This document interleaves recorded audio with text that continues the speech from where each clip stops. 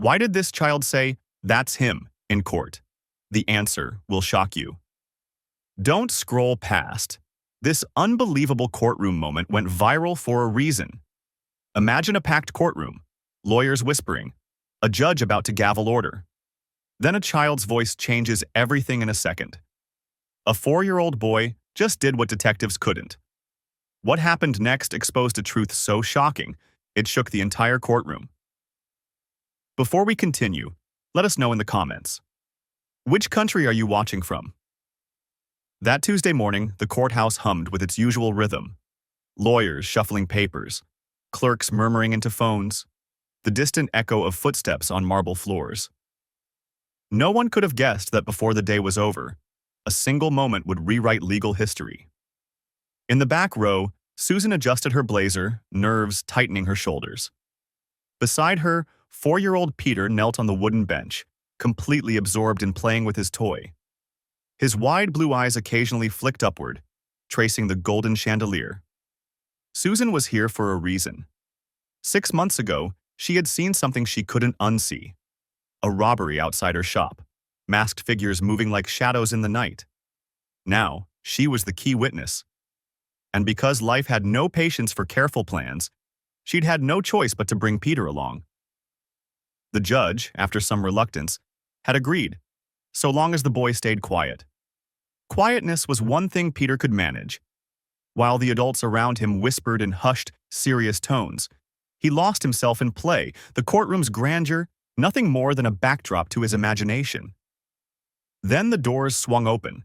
A group of officers filed in, their uniforms crisp, their expressions unreadable. Routine procedure, just another day in court. But Peter froze. Peter wasn't just staring. He was pointing. Peter's small hands went still. The fire truck tumbled from his grip, its plastic clatter shattering the courtroom's hushed atmosphere like a stone through glass. All eyes followed the child's outstretched finger, trembling but unshakable as it pointed across the room. "That's him, Mama!" His voice, high and clear, carried a conviction that chilled the air. The bad man from outside the store. A ripple of tension electrified the courtroom. Heads swiveled between the wide-eyed child and the uniformed officer he'd accused. Sergeant Thomas stood rigid. Susan's breath caught in her throat. She reached for Peter, but the boy stood his ground, his small body thrumming with certainty.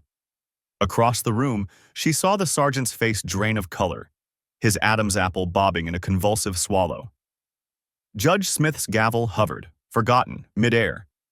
The usual courtroom symphony of rustling papers and whispered consultations had ceased entirely. Sergeant Thomas took an involuntary step backward, his heel connecting with the wall. For a man in uniform, he then looked like a cornered animal. His hands, which had moments before rested confidently on his duty belt, now trembled visibly.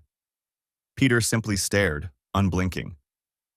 In his innocent accusation lay the terrible power of childhood truth, unfiltered and utterly devastating. The air thickened with unspoken questions. How could a 4-year-old recognize a masked robber? And most terrifying of all, what did this child see that the entire justice system had missed? Prosecutor Alan Parker watched carefully. After 20 years in courtrooms, he could tell when something wasn't right. Sergeant Thomas wasn't acting like an innocent man. His tight jaw and sweaty forehead showed something closer to fear. Judge Smith called for a short break. "Sergeant Thomas," he said firmly, "see me in my office." The courtroom buzzed with whispers as Alan approached Susan and Peter. The boy still clung to his mother's arm. "Mrs. Carter?" Alan asked quietly. "Has Peter ever met that officer before?" "No," Susan answered, stroking her son's hair.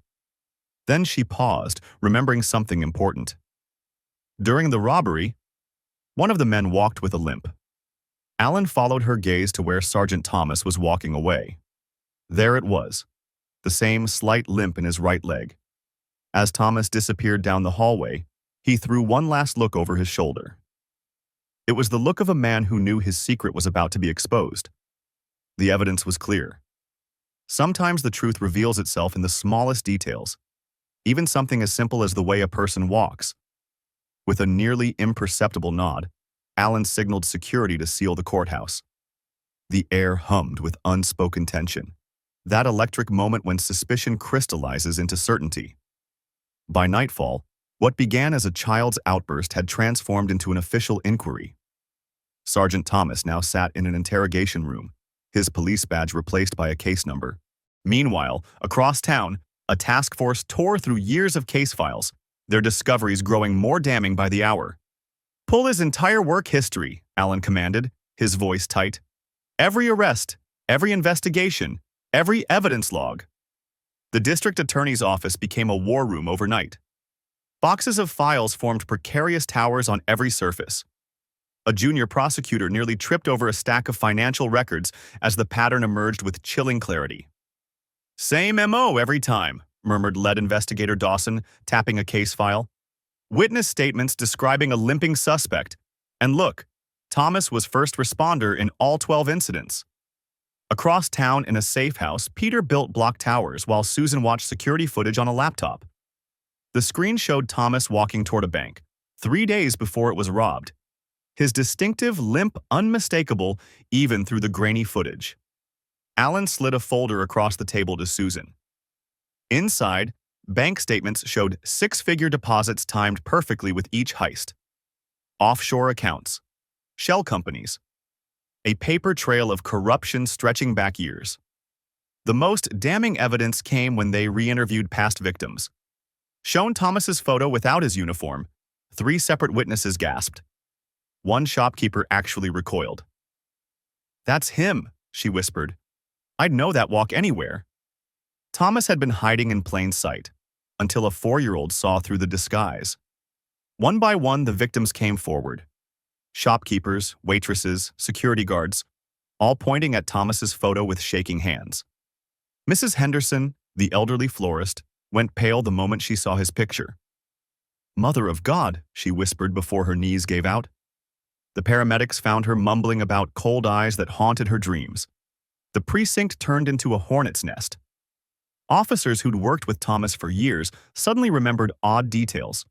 The way he always volunteered for robbery cases, how evidence seemed to disappear when he handled it. A rookie officer, voice cracking over a burner phone, described Thomas's special assignments where he'd access case files after hours. By morning, the story exploded. News vans surrounded the courthouse, their satellite antennas reaching skyward like mechanical flowers. "Boy 4, busts cop in robbery ring," blared across every screen in the city. Reporters tripped over themselves chasing the scoop. How a child's innocent observation unraveled years of calculated corruption. Inside the DA's office, Allen watched the frenzy through slatted blinds. On his desk sat 2 damning photos. Thomas in uniform receiving a commendation, and security footage of a masked robber with that unmistakable limp. The same man, the same walk. Only this time, the whole world could see it. The interrogation room's fluorescent lights hummed as Thomas finally crumbled on the 3rd day. His confession spilled out between sips of tepid coffee. "Started with a gas station holdup in 16, he muttered, fingers tracing circles on the metal table. Realized how easy it was when you knew the response routes, the security patterns. His voice dropped to a whisper. After that, we just kept going. The scope of the operation stunned even veteran investigators. 3 decorated officers and a retired judge who'd signed off on warrants, all working together to identify targets, commit the crimes, then steer investigations toward innocent patsies. At the packed press conference, Allen's voice cut through the flashbulbs. This wasn't just a few bad apples, it was the entire barrel rotting from within. For Susan, the revelation brought equal parts relief and rage.